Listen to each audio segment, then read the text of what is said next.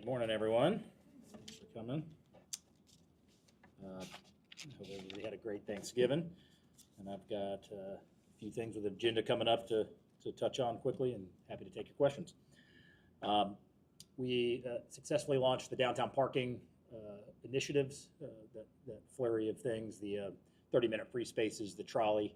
Downtown had about 200 people ride it this weekend, and obviously as more word gets out, and certainly appreciate you guys sharing the word on that, the free trolley running up and down Palafox Thursday, Fridays, and Saturdays for the rest of the year for sure, and we'll with the plans to continue it, but we may modify the schedule. But we encourage people to visit parkpensacola.com, and there's a live trolley tracker there too. So if you park in one of our free lots and and go to parkpensacola.com, it'll show you exactly where the trolley is, so you're not just waiting without knowing. So again, we continue to encourage people to use that, and I expect the holiday season ramping up that we'll see a lot of usage. So, but all in all, happy with how everything has rolled back out, and obviously the 230 spaces at Comandencia now being completely free. Anyway, that was good news. Also, another thing on the topic of busy is our airport. We had more than 46,000 people move through the airport between November 27th and December 1st, and that was about an 8% increase over Thanksgiving weekend the year prior. So, and that was, of course, during a record year. So, another 8% increase. I think we tested the demand of the tip-in lot. The tip-in lot was full over the weekend. The brand new lot, all 434 spaces, I believe, were completely full, at least at one point, I believe on Wednesday. And then they were rerouted to the McAllister overflow lot.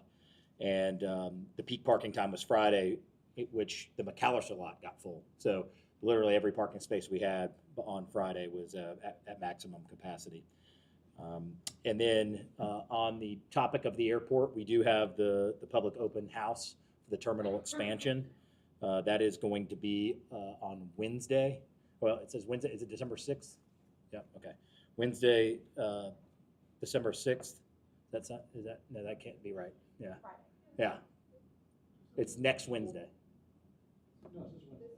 Okay. All right, I'm sorry. All right.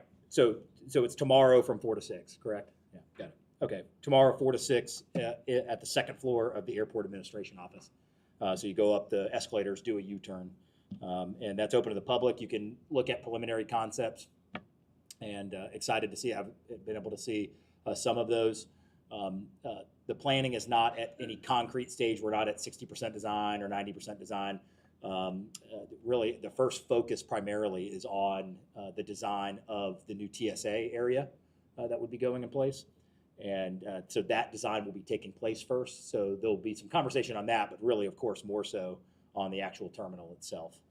And so people will get to look at, where concessions are going to go, what those might look like, what the new gates might look like. So it's definitely interesting and fascinating to look at, and we want as much public feedback as possible on what they want their airport to look like and how they want it to operate. So that, again, it's tomorrow. Thank you, 4 to 6 p.m. at the airport. You'll see a couple other things on the agenda coming forward. The A&P lease for airport property with Pensacola State. Nothing new or deviated much from anything that we've talked about in previous weeks and months, but that we're very, very excited for this formal step to take place, which ultimately this is a lease between the city and the airport with Pensacola State for them to locate that A&P Mechanic School on site. And PSC received that $12.3 million grant from Triumph. And so, again, I think that is the absolute keystone of our workforce development and economic development efforts at ST, is that we've got to have a way to train our Pensacolians to be able to take those jobs. So I think this is absolutely job number one, and very, very excited to be getting that move forward. And if you guys aren't aware, the FAA school that Pensacola State is putting on is already underway, and it's temporarily in Hangar 1. So the actual school itself, approved by the FAA, is established and in place. So that's already moving. So that means we've got students going through there, but we know that will ramp up even more when there's when there's a dedicated school, dedicated building, and the capacity will certainly be going up. Anyway, you'll see those when the agenda comes out today. You'll see the details on that 50-year lease, and again, happy to take any questions next week on that you would have.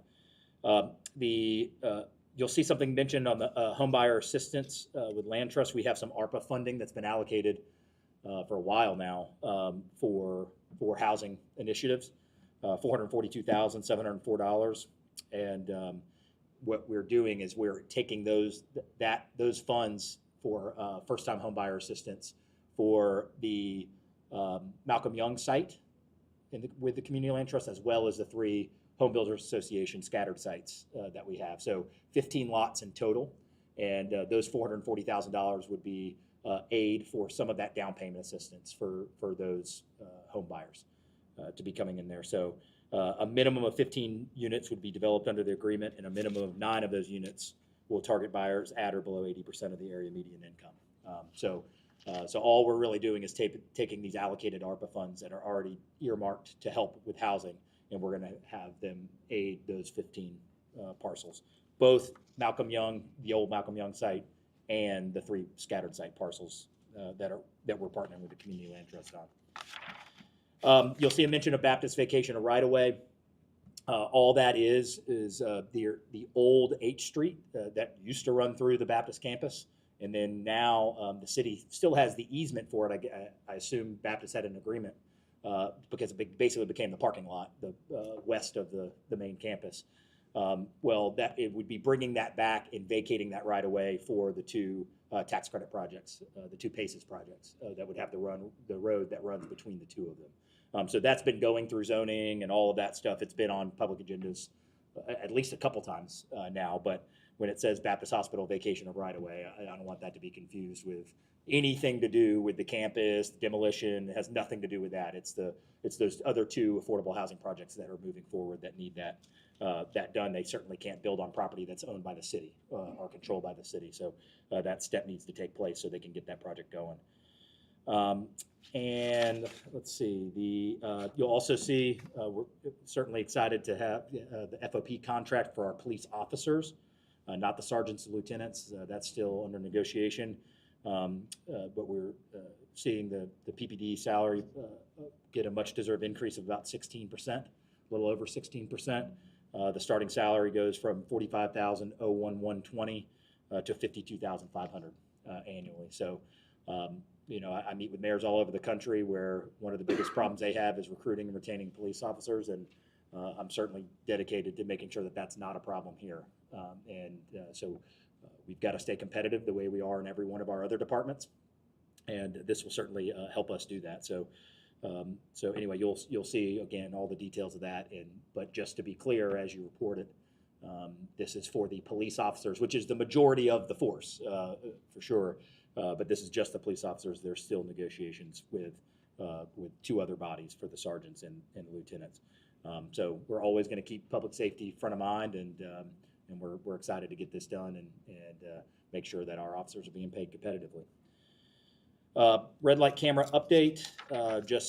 We told you back in October, the first intersections we were putting stuff in. You're starting to see more and more. We will be sharing, of course, with the public what our plan would be. There will not be anything up or operating this year for sure. It won't be over the holiday season or anything like that. I would say we're targeting a January start, which would also mean a grace period. So, and again, we will narrate that to you guys probably in the next week or 2 about probably looking at something like a grace period in January with a start in February, something like that.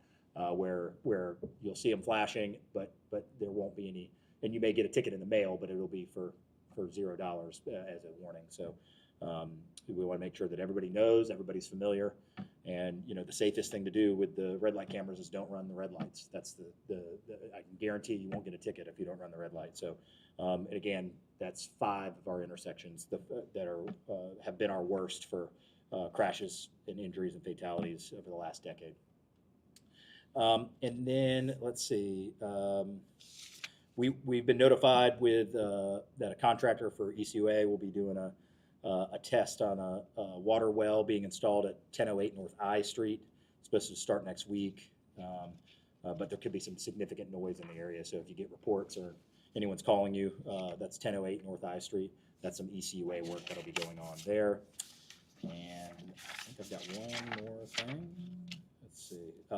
Lastly, of course, State of the City, Thursday. Looking forward to that from 6 to 7:30. It'll be at the Sanger Theater, and looking forward to having everybody out there. I know Lisa from the PNJ will be asking questions and you can be submitting questions, I believe, on the PNJ website. I don't know if that's still up and going, but looking forward to that and sharing some of the great things that we have going on with the city. And with that, I think that's it. Happy to take your questions. You talk, use the microphones, I appreciate it. Okay. Mayor, on the Baptist Hospital right away, there was talk about in the original plan about restoring the street grid out there. Is that still the plan? Well, under the plan right now, that street would be restored and would be publicly accessible. But the idea is that the right of way itself, be vacated. So, but that is not to put a building on top of. So yes, the end result to the citizen would be H Street will now, as opposed to a parking lot, will be running through between the two parcels, the properties that Pace is building. So, and at the end of the day, the vacation of right-of-way and the vacation of the maintenance of right-of-way isn't necessarily a bad thing for the city. And so we're excited to have this project up and going. And as we've said the whole time, the Paces projects are on a different timeline than the Baptist project itself, right? Because of how that transaction has transpired over the last couple of years.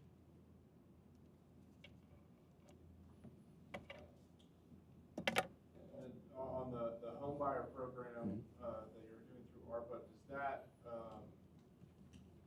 carry any kind of, I know you'll have to have the funds encumbered by the end of the year, does that count, or does there come a timeline when these funds have to be spent? Yeah, this would encumber the funds, and then we would end up having, I know when it comes to the pallet shelters, I would assume it's the same. I'll have to confirm this, or Jason can confirm it, but we would have till 2026, the end of 26, to spend the funds. That's how the pallet shelters operate. So once the funds are encumbered and we designate them for this particular use, then we're good on the 12/31/24 deadline, and then we would have more runway to be able to actually get the funds out there. So, and I would assume that would be, I'm assuming, but I would assume that would be the same, which makes sense. The federal government giving you these funds to help your community doesn't want you to just encumber them on the 24th and you have perpetuity to spend them. It makes sense that they would want you to be, getting those funds allocated and out there to help your community. So, but we'll confirm that. So what is the status of the Malcolm Young Gym property as far as, getting homes built there? Yeah, I'll have to check with David and Meredith on a status up to the week, but where it was left with me has been our housing department and the community land trust are continuing to work together, including this step that's in front of us now, to get that up and going. There's lots of different things. There's site conditions, site prep, there's stormwater, there's all those other things that like any development that would be multifamily, there's some definite logistics before you would start putting something in the ground. So what I know right now is those continue to be intentional and ongoing. Yeah. Mayor, notice the Welcome to Pensacola site is under construction now. Do you have forecast when you should complete that, or the contractor? Yeah, all right, so we're looking at February. It's a two-step process. If you recall, what you're seeing being built right now is the foundation for the sign itself. And the steel, looks Yep, like. exactly. So that's what's going to hold the sign there. And then, which I think was a prudent move, is the sign is designed in terms of how it will look, but it's not, the sign itself will be constructed once this is complete or close to complete, because, and the turnaround time's not long on the actual sign itself, but we did that because it's one, if you don't want to go design an entire sign and then the foundation not be something that you expect. So the last thing we want to do is make this sign twice. So we'd rather go ahead and get the foundation done and built, but it's looking like a February date for it. So we're excited to have it finally up and going. February to get a sign on the foundation? Correct. Okay. Yep. I should mention too, I wasn't on here, but we're finalizing, the hope it might potentially be as an add-on, is to get the contract for the pallet shelters, whoever will be the vendor for those temporary shelters. So it may not be on the agenda tomorrow. We're working, collaborating with the council executive on getting that on there. So I don't want to have this press conference and that pop on there and wonder why we didn't bring it up. So of course, back to your point, Jim, that's getting that encumbered, and then that gives us the 2-year runway to get it spent. So our hope is to have that on. It may not be on the agenda when you see it tomorrow, but we're working diligently to get that on. If it doesn't make the meeting, will you have to have a special meeting for the end of the year? Potentially, but at this point, I don't see. What we're talking about is whether we would get it today or tomorrow or I mean, at this, barring something unforeseen, I think we'll be able to get it put on there. That's our goal right now. To answer your question, factually, yes. If it doesn't make this agenda for whatever reason, then we have considered that. We have been in close communication with council and council staff that if we have an issue as the drain circles on ARPA and we get down to the bottom of these things, if there's 10,000 here or 20,000, and we need to make some type of special meeting to make that happen, certainly we're going to do that before we would just send the money back to Washington, D.C. So, but our team's done a great job of staying on top of this stuff. I don't foresee anything at this point, as I sit in front of you today, I don't see that we'll need to do that. But that would be one exception, is if for some reason we were to have a delay of getting because of the significance of that amount. But at this moment, we are not needing a special meeting to change anything. Okay. And then that brings up just a question on ARPA in general, the whole entire ARPA spending that the city's done. How do you feel about it? I know it started under the previous mayor and everything, but I guess do you foresee having to send any money back to DC? And then how do you feel the impact of what these dollars have done for the city? Well, it's interesting. Obviously, I have a much different perspective coming in on the tail end. My task has been, how do we use federal support to create the most positive outcomes for the city of Pensacola? That's, I would have a different perspective probably than Mayor Robinson did. That was using some of those funds really in that trying time for other primary basic needs. But I'm certainly happy with some of the impacts that we've had, and even some of the ones that we have to come. MLK and Davis, as an example of getting that two-wayed, the homeless reduction aspects. I mean, there's things that I think are great for this community that the council has supported and that I'm appreciative of. And no, I don't foresee that. Everybody's got a different position on. When we say we get grant money and federal money, and there's some out there that say, well, hey, it's still taxpayer money. I contest that sending money back to Washington, D.C. means it's going to some other place that isn't Pensacola, Florida. So our goal is for money that's allocated to Pensacola, Florida, that it be spent in Pensacola, Florida. So that we made that our primary mission, and my expectation is that every cent of that, one way or the other, is going to be spent here, and it won't be sending a check to Washington, D.C.